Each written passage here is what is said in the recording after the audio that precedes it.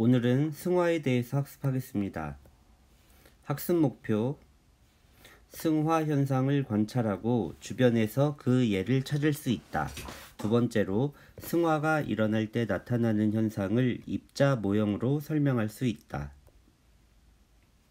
먼저 승화. 승화는 고체가 기체로 되는 현상입니다. 원래 고체가 기체로 바로 되지 않고 액체를 거친 다음에 기체로 되는데, 고체가 바로 기체로 되는 그런 경우가 있어요. 그런 것을 승화라고 합니다. 첫 번째 예로 고체 방충제, 사진과 같은 이런 방충제 본 적 있죠? 이거 마트에서 많이 팔고 있는데, 이런 고체 방충제는 액체로 녹지 않고 크기가 점점 작아지는 것을 볼 수 있습니다. 바로 기체로 날아가기 때문에 그렇습니다. 두 번째로, 드라이 아이스의 크기가 작아진다.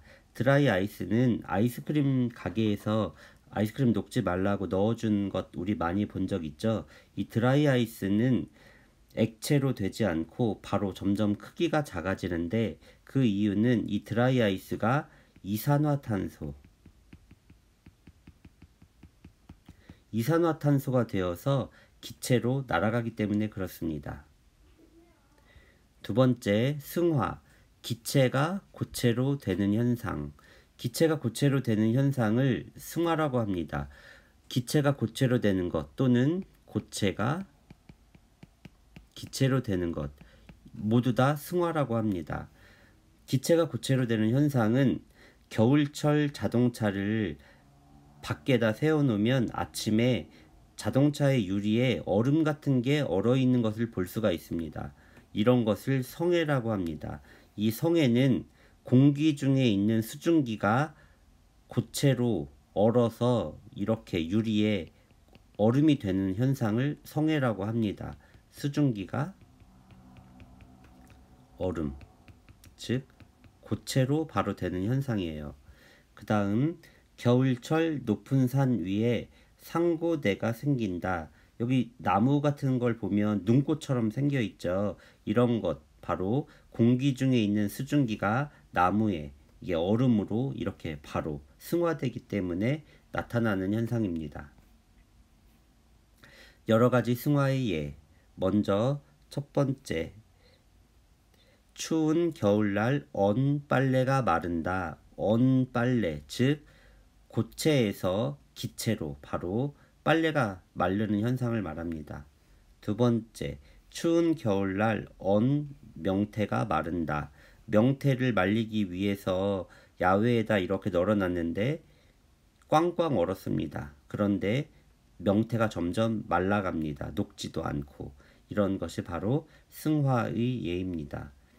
세 번째로, 냉동실 안에 성해가 생긴다. 우리가 냉동실 문을 열어보면 이렇게 성해가 생긴 것을 볼 수 있어요. 이런 것, 냉동실 안에 있는 공기 속에 있는 수증기가 이렇게 얼음이 되는 것입니다. 성해. 그리고 나뭇잎에 서리가 생긴다. 서리도 공기 중에 있는 수증기가 얼음으로, 고체로 바로 돼서 나타나는 승화의 예입니다. 승화가 일어날 때 입자 배열의 변화. 먼저 고체일 때 입자 배열을 보면 규칙적인 모습을 하고 있습니다. 그리고 기체일 때 입자의 배열을 보면 입자 하나하나가 이렇게 떨어져 있죠. 이렇게. 그래서 입자 하나하나가 떨어진 이런 상태로 매우 활발하게 움직이고 있습니다. 먼저 고체가 기체로 되는 것을 승화라고 하고, 또 기체가 고체로 되는 것 역시 승화라고 합니다. 고체가 기체로 될 때는 입자의 배열이 매우 불규칙으로 변하고 입자 사이의 거리가 멀어집니다. 입자 사이의 이 거리는 부피하고 상관이 있다고 했죠. 입자 사이의 거리가 멀어지기 때문에 부피는 커지게 됩니다. 그리고 기체가 고체로 되는 승화는 입자의 배열이 규칙적으로 변하게 됩니다. 그리고 입자 사이의 거리가 가까워집니다. 이 거리는 부피를 의미하는데 부피가 줄어든다는 것을 의미합니다. 스스로 확인하기. 고체와 기체 사이에서 일어나는 상태 변화를 승화라고 한다. 이상으로 승화에 대해서 학습하였습니다.